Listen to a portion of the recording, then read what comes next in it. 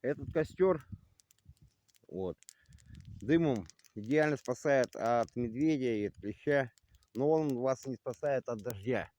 Идеальное место, идеальное место. Давайте пройдем, сейчас посмотрим, где идеальное место. То есть под сосной вы не найдете такого убежища. А где есть елки, пихты, короче, там, вон, смотрите, какое место. Оно и от зноя защитит, от палящего солнца. И тут прохладно. Вот идеальное место.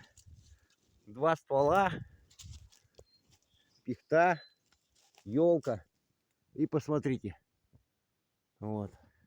То есть вы лежите здесь, тут разводите костер. И дождь на вас не попадает. Вот идеальное место для шалаша.